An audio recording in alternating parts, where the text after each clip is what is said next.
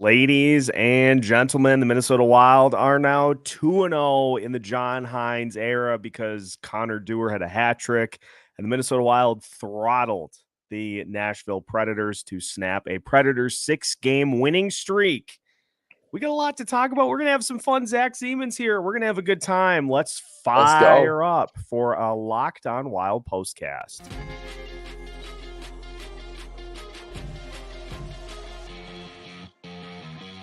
You are Locked On Wild Postcast, part of Locked On Minnesota on the Locked On Podcast Network. Your team every day. What's happening, everybody? Welcome into a Locked On Wild postcast as the Minnesota Wild picked up their second consecutive win. They are 2-0 in the John Hynes era, and they beat the Nashville Predators here tonight by a score of 6-1. Zach Zeman is with us here tonight. And Zach, I think the big takeaway before we break down kind of the game action, we'll get to the YouTube comments as well. We might have a secret weapon here for John Hynes as the fourth line just unleashed again here tonight. Connor Dewar with a hat trick and another fun game against a Nashville team that was playing some good hockey coming in. Yeah, I feel like it's like one of the first times of the year where Wild fans get to just sit back and relax a little bit. It's always so satisfying to see the younger guys step up, the fourth liner guys who don't get a lot of ice time. I think it's very refreshing. And, when it comes to that like fifth goal and you're not really screaming at your TV anymore, you're kind of just like, yeah, this is the Wild team I know and remember. And this Hynes era is something special. And tonight was very satisfying, refreshing, and relaxing. Yeah, and you look at all the things that we just have not seen so far this season. Building an early lead. The Wild I know they got called for another early penalty, but they killed it.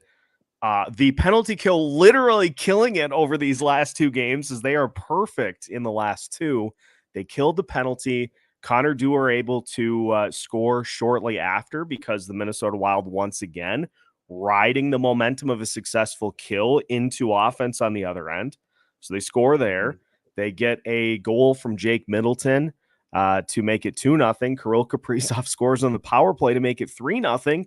Not only that, but then they add two more in the second period. And honestly, it is crazy to me just how much things have changed in the course of two games with basically the same team that we've seen. And I think it just goes to show you that sometimes the voice of the head coach gets stale and you have to bring somebody new in to try to motivate the guys a little more. And it's clearly worked better than anybody could have expected. Yeah, for sure. I think the message is still like, hey, we have a shot of doing something here and we got to start now. And that's why I'm here. I'm a new guy. Hello, I'm coming in. And this team is like, you know what, let's try and let's go. And I think, just like off that first face off, that first shift and starting Zuccarello or Caprizov and all those guys, all the first guys get that start again. That's consistent lineups. And I think there's just a spark now. Like, it's just, you just hit the head. It's like you got to get a new voice in the locker room. It's clear that something's happening back in there that we don't know about. And I think that it's working. Obviously, if you put up 3 in the first period, you're starting successful. And that's something we haven't seen all year, honestly, or especially in the last 10 games. So something's new, something's evidently new. And I just tweeted, I was like, yeah, it's night and day. Like, it just feels like the pace was on. They were getting to the pucks first. Like, it just felt a dominant game in Nashville too. I think it's when you're coming off a win for the first time in a while, I feel like it's something that it's essential to build off of. And that's exactly what we saw tonight. We also had a fight as Go Army 2448 points out. Foligno getting some nice jabs in there early on in the game. The Wild had won one time in their last 11 trips to Nashville before tonight. And they left no doubt. And, you and I were talking before we hopped in. It's not like it was just some kind of lowly Nashville team. They'd won 6 in a row, and UC Saros, a guy who was 6-2 against the Wild in his career and had a goals against average of under 2, he ended up getting pulled. And I think in large part that's because the Wild were attacking him so much early on. He clearly didn't have his best stuff tonight, but unless you push, unless you attack, you're never going to know. And so kudos to the Wild for doing that tonight. Yeah, exactly. You catch the goalie like that on a bad day and success happens. And I think you got to give the Wild some credit there. They did catch them early. And if you give up 3 goals in the first period and go into the second, and there goes 2 more, it's like you can't really come back from that. And I think the Wild really took advantage of starting quick. That's got to be the message, is like, we haven't started quick all year. Get on them quick and stay consistent. I mean, we haven't talked about it yet, but 4 for 4 on the PK. So it's like something's happening, and it's so satisfying to watch. This team deserves it a lot. Obviously, there's a message to the younger guys where, hey, you're not just fourth line. That's not your name. Like, you're on the team. And clearly the ice time showed tonight. You putting those guys on the fourth line on that power play at the end of the game, there's confidence there. And if you do well in the game, almost get 4 goals, you're going to stay on the ice and you're going to produce. And that's exactly what the message is. Everyone's on the same team. Like, doesn't matter what line you're on, you're going to get equal time. And that's exactly what we saw tonight. I called it. I don't mean to give myself credit, but sometimes you just have to do that. So I'm going to give myself a pat on the back here, because literally the keys to the game tonight were, I called it in the pregame show. I said, we're going to get a fourth line goal tonight. We're going to get a power play goal tonight. And Filip Gustavsson's going to win a goalie battle against UC Saros. And literally in that order, like it was just in order. You had the Connor Dewar, the first goal. He ended up with 3, should have been 4. If not for Andrew Brunette, and just absolutely miserable. I died laughing at that shot of him just sitting behind the bench, just looking like he was in line at the DMV. Challenging that goal at the end because he just couldn't let Connor Dewar have that happiness, which I get it. You're going to challenge that anyway, but fourth line comes up huge. Kirill Kaprizov on the power play. Kirill Kaprizov also mixing it up a little bit, which we'll talk about here. Love that we've got a huge stream of comments already coming in.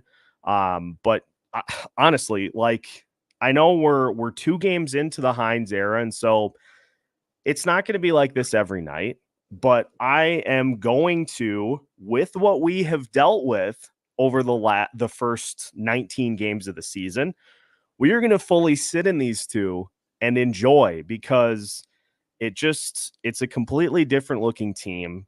I can't be any more impressed with what we've heard from the head coach, because he talked about it again, playing with speed, and not necessarily even foot speed, just with quickness in decision making. And Zach, how many times tonight did we see the Wild quickly push out of the defensive zone and turn it up to the neutral zone and onto the offensive zone in attack mode? It's like every time they were stuck, even for a little bit, it just was a quick pass, a quick pass, a quick pass, and they're right back on the attack.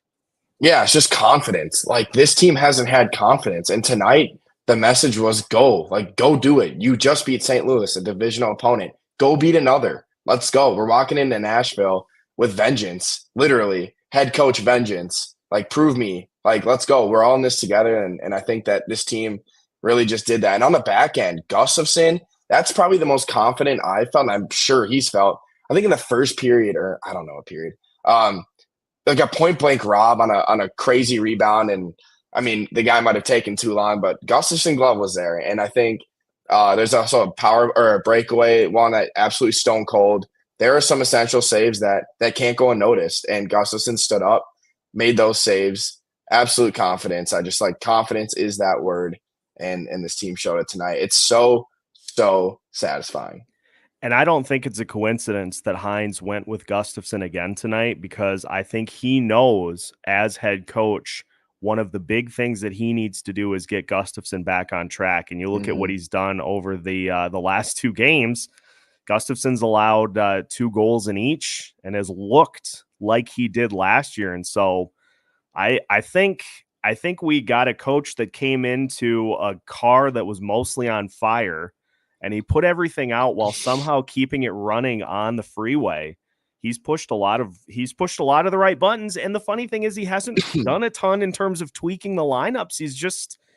He's letting things kind of play out, and it just, everything that he touches is turned to gold so far in these 2 games. And I mean, yeah, absolutely. Now you get a couple of days off and you head home and host the Blackhawks. And so that's another game where it's like, I think you play Gus again. I just think you do. I mean, if you're a Yeah. head coach coming into this team that's Fleury Gus, and they're both not like doing anything. And Gus is now standing sharp, being consistent, making those essential saves. I think you start Gus again against Chicago, another beatable team, a frustrated team coming off a terrible loss in Detroit tonight. It's insane. You got to capitalize, and I think the Wild need to do that. And I think you got to start Gus again. Absolutely. Yeah, and I mean we'll talk about it here a little bit after the commercial break, but there is going to be a back-to-back coming up, and you and I are going to talk about this in the episode that we do that people will hear first thing in the morning, talking about the December schedule. Huge mess of a West Coast road trip coming up here, and so not only do we get a ton of games against Pacific Division teams, but we also get those 9 p.m. starts, which I was so looking forward to those coming back. Not. So we'll talk about all that. We got a lot to get to as well. We'll get to listener comments. We have a ton to get to as we continue tonight's Locked On Wild postcast. Minnesota Wild throttle the Nashville Predators by a score of 6-1. We are just getting started as we continue tonight's Locked On Wild postcast after this. Tonight's Locked On Wild postcast is brought to you by Game Time. If you, like me, love to live in the moment, you probably have experienced the same day ticket buying nightmare, whether it be watching your favorite team in action against their hated rivals, whether going to see your favorite band in concert, or just going to a comedy show after a night out with friends. If you have tried to buy the day of, you probably have found tickets that are super expensive. Or worse yet, you get your tickets and go to the venue and you can't see the stage. There's nothing worse, and Game Time is here to eliminate all of those hassles on the day of and make your experience as fun as possible. Game Time offers last-minute tickets plus views from every seat in the venue. Take the guesswork out of buying tickets with Game Time. Download the Game Time app, create an account, and use code LOCKEDONNHL for $20 off your first purchase. Terms apply. Again, create an account and redeem code LOCKEDONNHL for $20 off. Download Game Time today. Last minute tickets, lowest price, guaranteed. Today's Locked On Wild postcast also brought to you by eBay Motors. Passion, drive, and patience. What brings home the winning trophy is also what keeps your ride or die alive. eBay Motors has everything you need to maintain your vehicle and level it up to peak performance. From superchargers, roof racks, exhaust kits, LED headlights, and more, whether you're into speed, power, or style, eBay Motors has got you covered. With over 122 million parts for your number one ride or die, you'll always find exactly what you're looking for. And with eBay Guaranteed Fit, your part is guaranteed to fit your ride every time or your money back. Because with eBay Motors, you're burning rubber, not cash. With all the parts you need at the prices you want, it's easy to turn your car into the MVP and bring home the win. Keep your ride or die alive at ebaymotors.com. Eligible items only. Exclusions apply. eBay Guaranteed Fit only available to U.S. customers.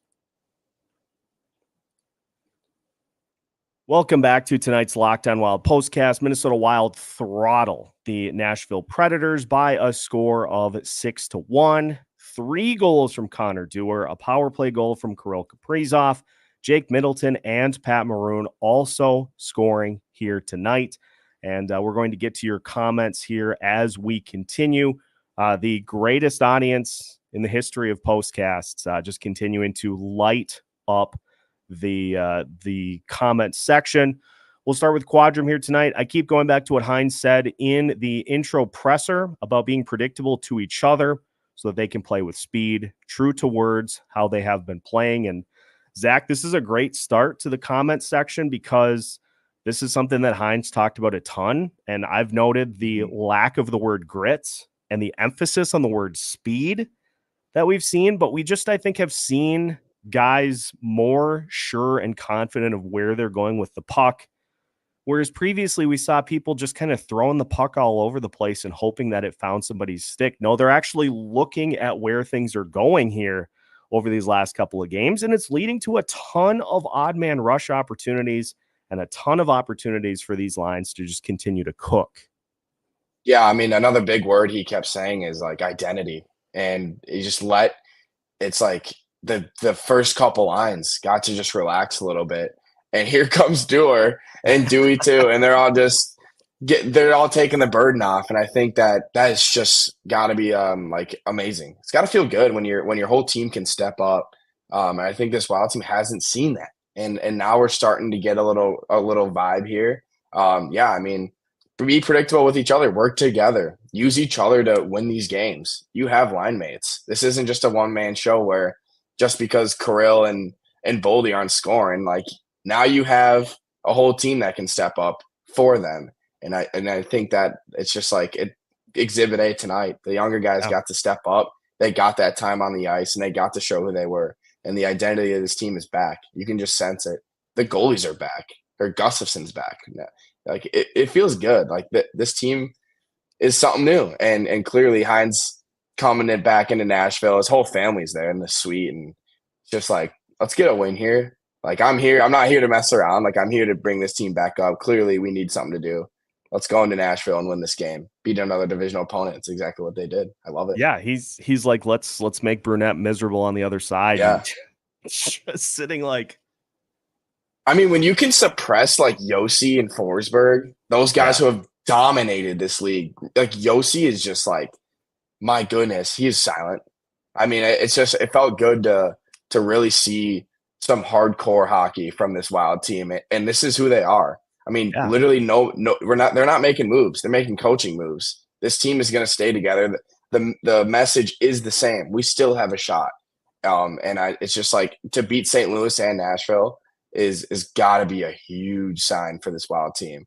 The Central Division's wide open, especially the playoffs. You can really get up in there, and if you beat Chicago pretty soon here, oh my! Like we're a back claim. We're gonna file one.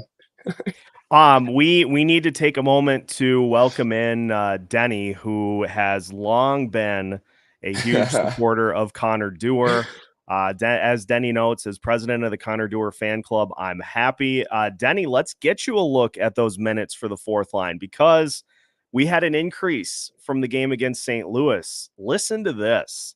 Connor Dewar had more minutes tonight than Matt Baldi. Connor Dewar played 14 minutes, 12 seconds. Brandon Duhaime played 14 minutes, 19 seconds. Those two were combined a +5 on the night. They combined for 3 goals, 2 assists, 8 shots, and 3 hits, and 2 takeaways. That was the other thing tonight, Zach. Just 4 giveaways for the Minnesota Wild all night, and the Nashville Predators just sauced the puck to the Wild 12 times. The Wild were active with their sticks almost all night, and it was impressive. It was very impressive to watch. Yeah, I mean, take advantage of those giveaways, and when you do, don't cough it up. Like, is that hard to say? But that's exactly what happened tonight. They took advantage. They were confident. They came into Nashville. This isn't a home game, but it felt like one. You got a hat trick in a away arena. It's got to be. Yeah, look at that. All my homies love Connor Dewar and Connor Dewar hat tricks. The Connor Dewar fan club is represented tonight in the comments, and I'm all here for it. We love it. I quote tweeted something by some baseball guy who is saying Joe Mauer is a Hall of Famer, end of story. And I quote tweeted it and said, he's going to have to wait till after Connor Dewar. I mean, the fact that he almost had 4 goals is just insane. It just shows you that should have had 4. I forgot who it was who gave him that rebound off the crossbar. It just went bar down right to his stick and just put it in. But man, it's so awesome to see. Like it's just so relieving. Yeah, like this team is like losing 7 straight, and you come into Nashville and you take 6 on them. Come on, it's got to be amazing. That locker room has to be buzzing right now. They were screaming, as Joe Smith said after the game. He said 2 nights ago you could hear a pin drop in the Wild locker room, and now tonight you could hear them from outside the door celebrating. Dude. And Hynes noted that after the game too. He said this is a tight-knit group. They root for each other. They want each other to succeed. I think it's pretty obvious that the confidence was just absolutely shattered with this group. And now you bring Hynes in, he tweaks things slightly. And an interesting thing to kind of move into is we have seen over these last 2 games without Ryan Hartman, the Wild put up 8 goals. They've given up 2. So what do we think about Ryan Hartman coming back? I mean, look, it's obvious with Hartman's contract that he is going to be put back into the lineup. But I also find it interesting, too. You look at some of the numbers, and Marcus Johansson had 16 minutes tonight. He had 3 shots. He did look better, but it's hard to see what Vinny Lettieri is doing for this team right now and just automatically say, yeah, you got to send him back down. He's playing great with those 2 fourth-liners over these last couple games. And what's interesting is Hartman hasn't been here when Hynes has been here. So it's going to be the first game back with both of them. I mean, you got to put Hartman back where he came from. I just like, you have to. I mean, it's Chicago. I don't think it's so urgent right now to start being like, oh my goodness, what's next? What's next? I mean, you're winning games. So, I mean, stay consistent, man. That's the biggest thing that matters. When you're starting to win games after you haven't 7 in a row, you got to come out with another consistent lineup. And I think that's exactly what we said earlier is like Gustavsson needs that nod again. Like he deserves that. Yeah. He played unbelievable tonight. Like watching that is just so confident. And another thing I'm going to bring up, they brought up the Foligno fight earlier. It's like when he was skating back to that bench, the whole bench was like screaming at him. Cause like there's 4 minutes left in the first period. He's skating back. Obviously it's a 5-minute major, so he's not going to play the rest of the period. And the whole bench is going nuts. Like, this is who we are. Like Foligno put him in a very like defenseless position in the slot to like try to get one in the net there. And he gets blown over. And if the Wild were losing in the middle of that losing streak, I guarantee you Foligno just like gets up and skates away. But he's like, nah, we're here. We have 3 goals already. Like we're here to stay. And I think that says a lot. The swagger's back, and it's great to see. A good point by Swiffer T. Wet Jet Mop. It's not a plug, by the way. When the fourth line is playing this good, it makes it harder for the other team's coach to play matchups. And that is absolutely correct. That was one of the things that I was most keen to see in tonight's game was some of the little tactical matchups. I don't know why I do the finger type thing when I say tactical, but because you're matching up your fingers, you're matching them. There you go. Maybe. This is why we should have 2 people doing this all the time, because sometimes I pop something into my brain and I just don't know where it's going. And I'm like, I need to join this. Like the vibes are high. Hey, I said I'm joining before the game started. By the way, I said that. I'm like Seth, I'm in. So maybe I'm the good luck charm. Maybe. I mean, we can't rule it out. We certainly cannot rule it out after this performance. But this is one of the things I think that Hynes has brought is he seems like he's more calculated during the game. And obviously, the fourth line playing the way they did plays them. It was a season high for them in minutes, and so he's putting them out there because they continue to win those opportunities. And that just makes it tough. I didn't think there was any line for Nashville tonight that really got anything going. And so I think the great part about it is like the fourth line got the nod on that last power play, that first shift. It's like, go out there. You guys literally have 3 goals. Go out there and get another. And they literally almost did. It's like we finally have a coach that makes the right decisions. This is also accurate from Denny because you know what I was thinking of? This is so far-fetched. Well, I'm like, dang, this head coach isn't going to start Fleury in game 2. Like, it was like, please, hopefully just make the right decision about goaltending in the playoffs. I'm like, now Fleury won't even get the nod. Remember that St. Louis series? Oh, my goodness. Yeah. No, I'm kidding. But no, it does. Denny's right. It just feels good. Like, the right decisions are being made. Nevertheless, it's against St. Louis and Nashville. But, I mean, man, it just got to feel good. New head coach and going back into his former home crowd. Feels good. Constant hustle instead of looking like lead foot. That's accurate, too, because I think we're seeing the shift in the emphasis because – it's not that speed wasn't an emphasis for the Wild before, but Dean obviously emphasized the grit. And it feels like in order to play that grit and to be a physical team, you have to play slower to try to slow things down. And Hynes has come in and said, look, this is a team that has speed. It's not like they're completely devoid of it. They don't have a ton. They don't have as much as some of the other teams in the league, but there are different ways to play fast without foot speed. And I think that's been the biggest difference is let's just pick up all the decision making, pick up the intent, pick up the just the urgency with everything that's being done. And you've seen it translate to everything. I mean, the power play scored tonight. Caprizov scored 30 seconds into that power play. And I know they didn't score on the others, but they continue to get shots on net. And so it just top to bottom, all of the emphasis on being this gritty team has turned into this emphasis on speed, and let's push it. Let's just continue to push. Yeah. And the best I'm just defense, off the top. It's good offense. Yeah, like off the top of my head, I just thinking of like the big plays that I remember, and it's just like the plays were getting finished in the slot, in front of Saros, in front of their back, literally a former Blackhawks. Lankinen, I think it was. Lankinen, yes. And I was like, every time there was like a net front presence, regardless if it was easily frozen or not. I think I remember, was it Zuccarello who caused that huge scrum where all those penalties were given out? Dude, that's grit. Like when you're going into Nashville and doing that in front of that crowd and those players, like that is so unacceptable, like technically unacceptable, but like, let's go. And I love it. I mean, it's just like, there's always an urge to finish the play. And that's exactly what we saw. I mean, speed, but get to the net. And clearly 6 times it worked. Shots on net. What a concept. I want to get 31 of them.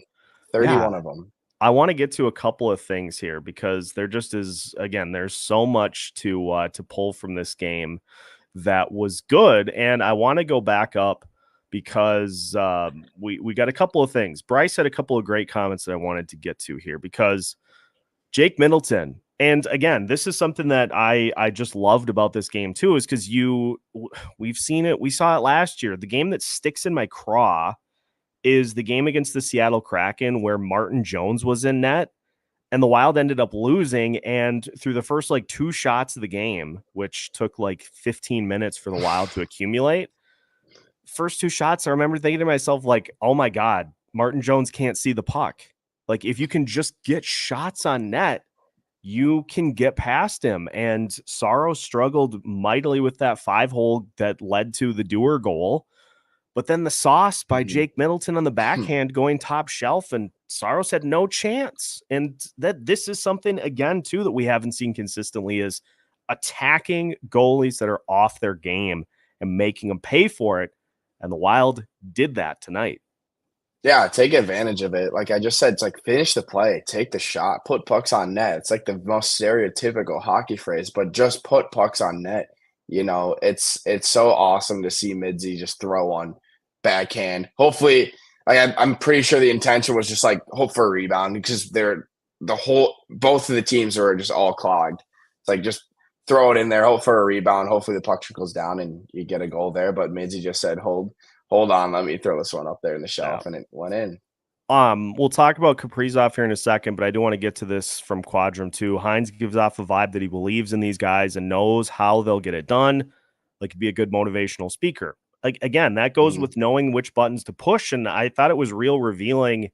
Dean Evison in the interview that he did with KSTP, he said they were doing everything. They were being critical. They were praising it. Just none of it was working. And I think one of the things that I was told about John Hynes by the Locked On Predators guys, the hosts, Nick being one of them, was that Hynes he likes to have set expectations and to say, okay, here's what I want.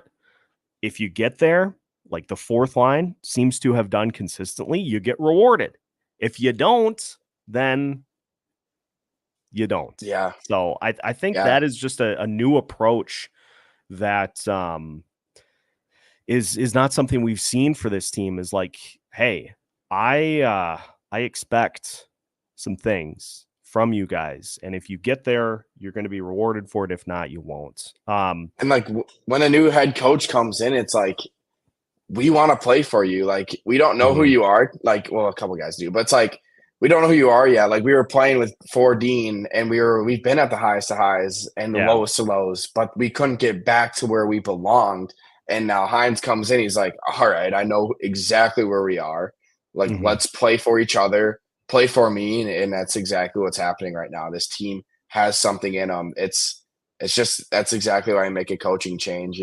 Obviously it's not ideal, but when this happens, that you get a spark. And that's exactly what this team needed. It's like you're rubbing the two shock things, boom, and this team is just coming back. And I'm going to keep an eye. I know the hit that was referenced, and it's not great by Caprizov. I haven't seen anything in regards to. Let me just frantically scan my phone to make sure to see if he is. Oh boy! Yeah, that scrum was. Oh gosh, what? Russo saying that player safety is looking at the Caprizov hit. From early in the game. That scrum just ended up being kind of another thing, but they'll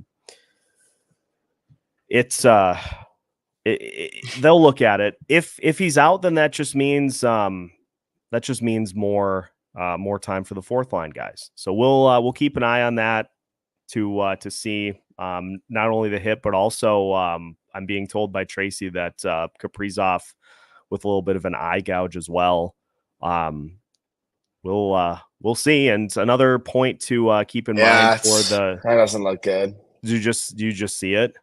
Yeah, it's like an elbow, or it's like a shoulder up to the face. Okay. Well, the puck wasn't even close to him.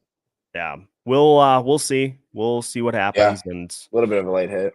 CG noting as well, it's worth mentioning that it's easier to give the fourth line more minutes being ahead early.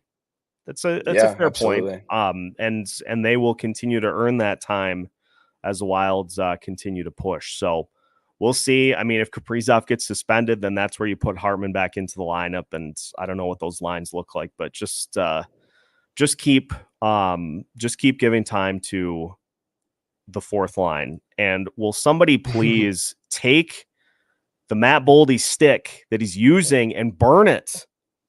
That open goal where he fluttered it over the top, that was as cursed as you can get. Take that thing. You could see him.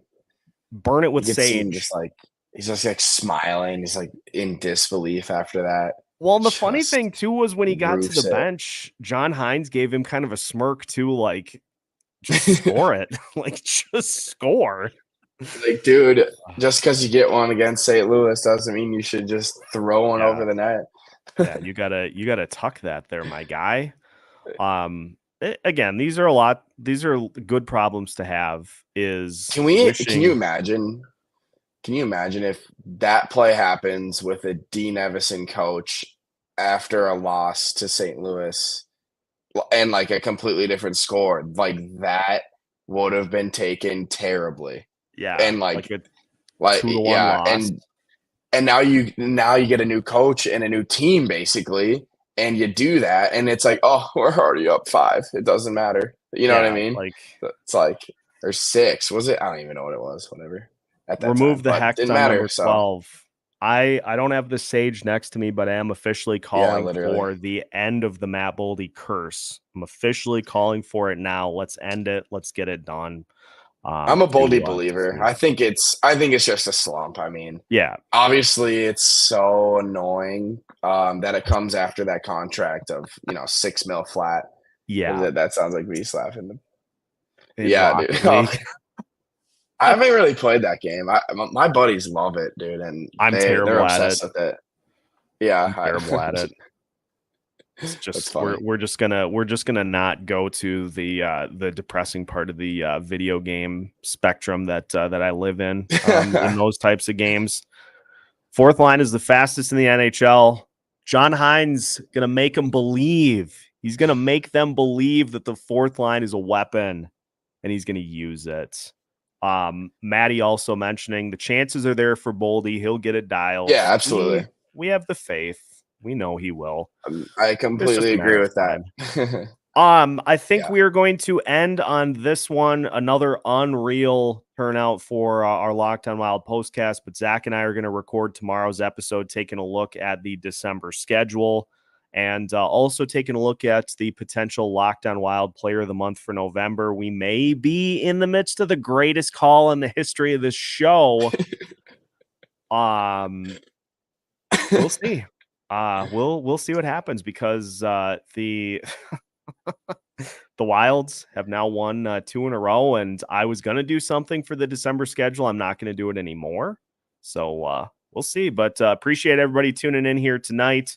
Quadrum, just one quick one to finish. Do you think it's weird that Evason decided to share what he knew about Kaprizov's injury? I don't think so, because Michael Russo later today actually basically went on Dan Barrero's show and said the exact same thing.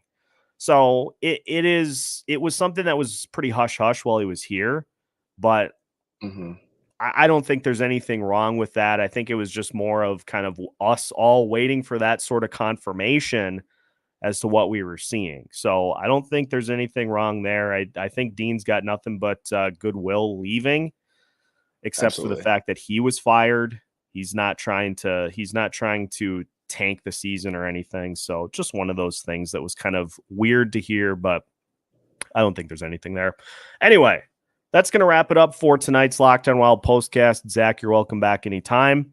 We'll keep the good vibes coming, and listeners, make sure you tune in to Locked On Wild wherever you listen to your podcast so you don't miss out on any elite content here as we move forward.